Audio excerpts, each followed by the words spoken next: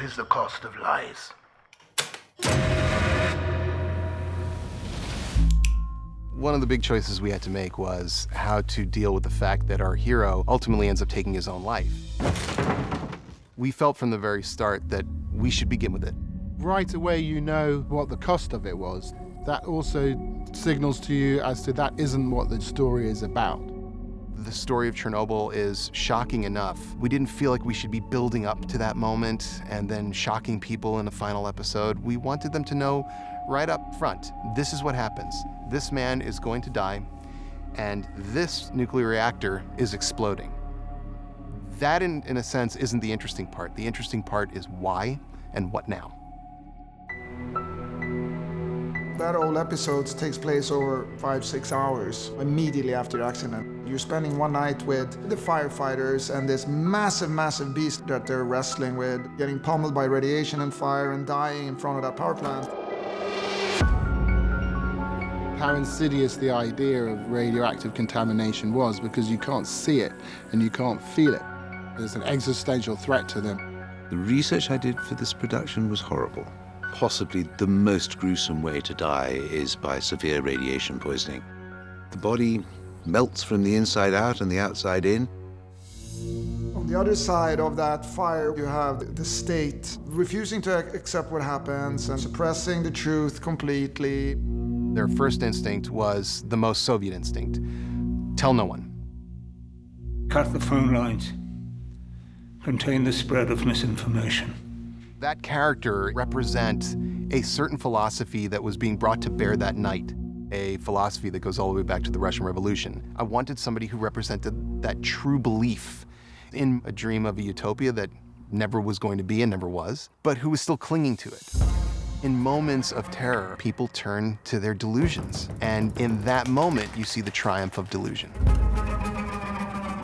You can contain information, you can't contain nuclear isotopes. The truth was no longer something that could be hidden away.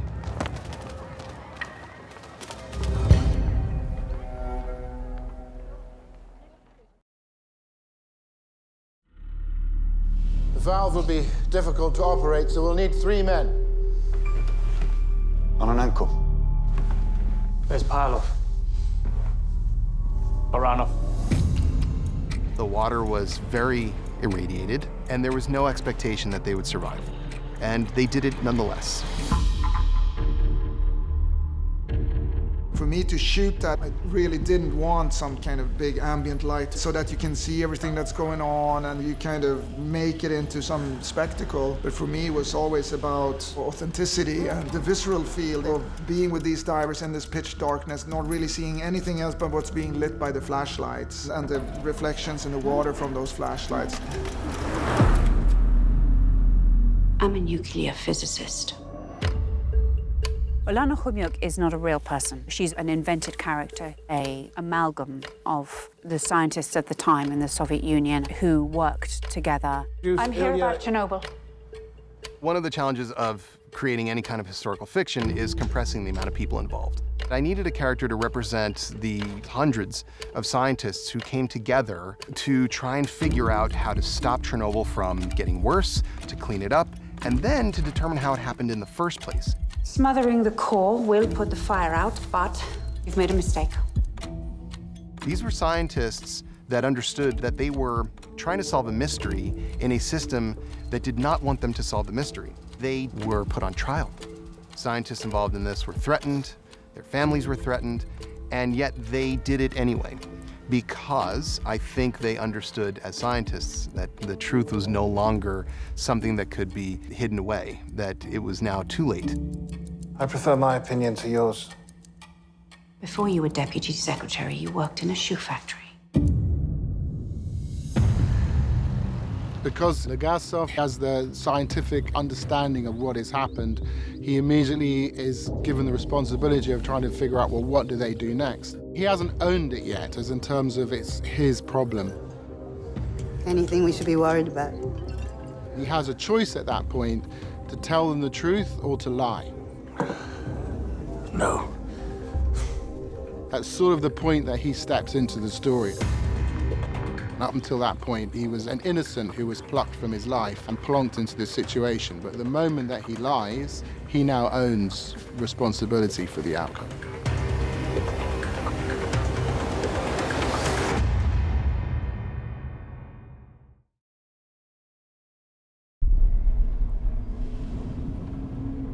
We're going to Chernobyl.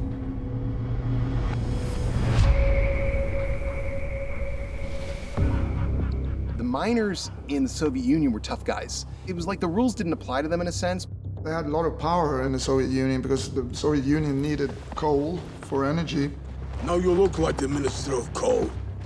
The miners who were willing to dig that coal had pretty good leverage, and they were not to be messed with in any capacity because you couldn't afford them not going to work. We need fans. For what purpose? What do you mean for what purpose? To dig your fucking tunnel, that's why. Who's talking to you? Oh, comrades. They were characters with attitude. They built it in a hurry, they worked 24 hours a day. It was a mess. It's all loose and toothy. 8 guys at the back just constantly digging out earth and sending it back out. All in all, around 400 miners dug 13 meters a day. There was this amazing nobility and self-sacrifice. We don't know their names, and they did it without any expectation of glory or anything like that.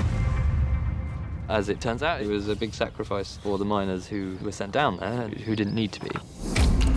They worked around the clock in impossible conditions, not only radiation, but heat, and they dug this tunnel in record time. Now, what happens to these men? When this is over, will they be looked after? I don't know.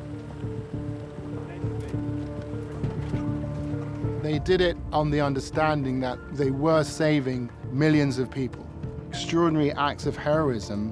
The work they were doing was incredibly dangerous. They knew it, and they did it anyway. And the reports are that quite a few of them died very young.